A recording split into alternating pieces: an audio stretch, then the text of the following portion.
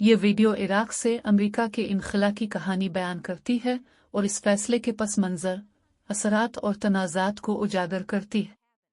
क्या ये एक हिकमत अमली थी या वाकई एक बड़ी गलती? जानिए इस वीडियो में। अचानक मशरक़ वस्ता में 20 साल पुराना एक इत्तेहाद यूं समझें कि बिखर गया है और इसके झटके पूरी दुनिया महसूस कर रही है। तो आइए समझते हैं कि ये सब हुआ कैसे और इसकी कीमत कौन चुका रहा है। इस सारी कहानी की शुरुआत होती है एक हंगामी हुक्म से, एक ऐसी वार्निंग से जिसने सबको बता दिया कि हालात अब मुकम्मल तौर पर हाथ से निकल चुके हैं। ये कोई मामूली हिदायत नहीं थी। व्हाइट हाउस से आने वाला ये हुक्म सीधा सीधा 20 साला प्रोजेक्ट के खात्मे का ऐलान था।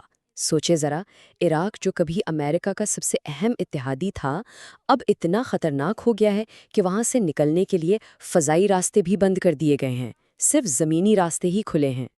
अच्छा, तो इस सूरत हाल को, जिसे कुछ लोग गद्दारी भी कह रहे हैं, इसकी गहराई को समझने के लिए हमें पहले ये देखना होगा कि अमेरिका ने पिछले 20 सालों में इराक पर कितनी बड़ी, कितनी भारी सरमायाकारी की थी। ये टाइमलाइन हमें पूरी कहानी बताती है। देखें, 2003 में हमले के बाद अमेरिका ने इराक को बिल्कुल नए सिरे से खड़ा करने का एक बहुत बड़ा काम शुरू किया। और याद है, ये सब शुरू किस बात पर हुआ था? बड़े पैमाने पर तबाही फैलाने वाले हथियारों के दावे पर। और खर्च कितना हुआ है? $1 ट्रिलियन से भी ज्यादा। और इस पूरी सरमायाकारी की सबसे बड़ी निशानी क्या थी? बगदाद में दुनिया का सबसे बड़ा अमरीकी सिफारत खाना। ये इस बात का सबूत था कि अमरीका के लिए इराक कितना अहम था।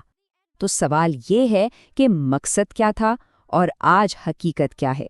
मकसद तो ये था कि ईरान के खिलाफ एक मजबूत इत्तेहादी खड़ा किया जाए, लेकिन हकीकत ये है कि जिन अड्डों को अमेरिकी पैसों से बनाया गया था, आज वही अड्डे अमेरिकी फौजियों पर हमलों के लिए इस्तेमाल हो रहे हैं।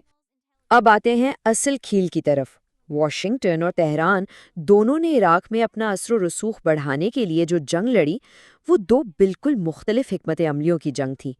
यहाँ आप दोनों तरीकों का फ़र्क साफ देख सकते हैं। एक तरफ अमेरिका, बड़ी बड़ी इमारतें, फौजी अड्डे, अरबों डॉलर के ठेके। दूसरी तरफ ईरान की खामोश जंग।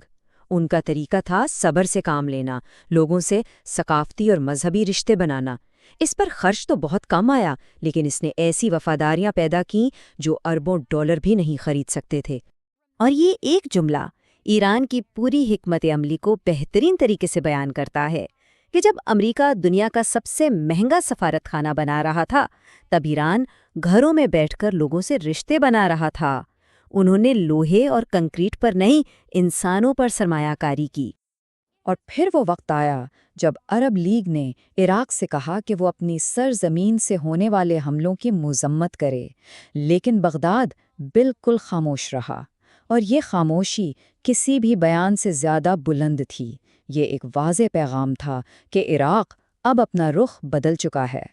तो अब सवाल ये पैदा होता है कि इस पूरे इलाकाई तनाज़े की कीमत कौन चुका रहा है? जवाब है पूरी दुनिया। आइए देखते हैं कि इस बहरान के असरात दुनिया भर में कैसे महसूस किए जा रहे हैं। इस चार्ट देखें, ये बहरान की संगीनी को बिल्कुल वाज़ेह कर देता है। आज आलमी मार्केट से हर रोज़ 11 मिलियन बैरल तेल कम हो रहा है। अब ज़रा इसको समझें, ये 1970 की दहाई के दो बड़े तेल के बहरानों को मिलाकर भी उनसे दुगना नुकसान है।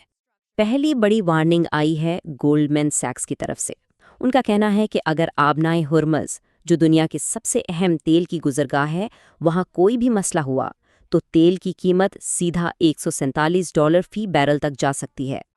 लेकिन बात यहीं ख़त्म नहीं होती। सिटी ग्रुप ने इससे भी ज़्यादा परेशान कुन पेशीन गोई की है। उनके मुताबिक अगर इन हमलों में तेज़ी आती है तो तेल की कीमत $200 फी बैरल तक भी पहुंच सकती है, और ये एक ऐसा मुआशी बहरान होगा जिसकी मिसाल तारीख में नहीं मिलती। और ये बहरान अब सिर्फ माहिरीन की बातों या खबरों तक नहीं रहा, इसके असरात आम जिंदगी पर पड़ने लगे हैं।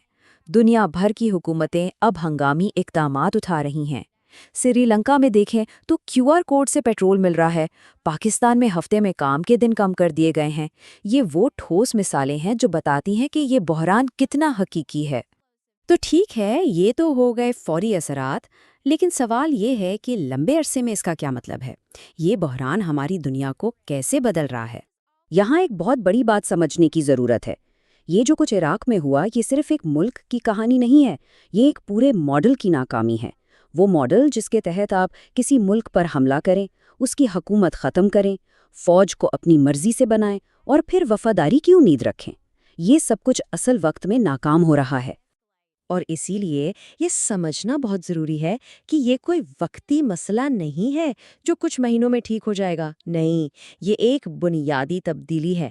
عالمی توانائی اور سیاسی نظام کی پوری عمارت ہی نئے سرے سے ترتیب دی جا رہی ہے۔ تو آخر میں ہم اس ایک سوال پر آ کر رکتے ہیں کہ پرانے اصول تو ٹوٹ رہے ہیں، کھیل کے نئے اصول کون لکھے گا؟ اور یہی وہ سوال ہے جس کا جواب آنے والے سالوں میں پوری دنیا کی سیاست کا رخ متعین کرے گا۔ اس فیصلے کے اثرات آج بھی خطے کی سیاست اور سلامتی پر واضح نظر آتے ہیں۔ طاقت کا توازن تبدیل ہوا، عدم استحکام میں اضافہ ہوا اور کئی سوالات ابھی تک جواب طلب ہیں۔ کیا یہ واقعی امریکہ کے لیے ایک جنگی شکست تھی یا صرف ایک حکمت عملی کی تبدیلی؟ اپنی رائے ضرور دیں۔ ویڈیو دیکھنے کا شکریہ۔ لائک کریں اور شیئر کریں۔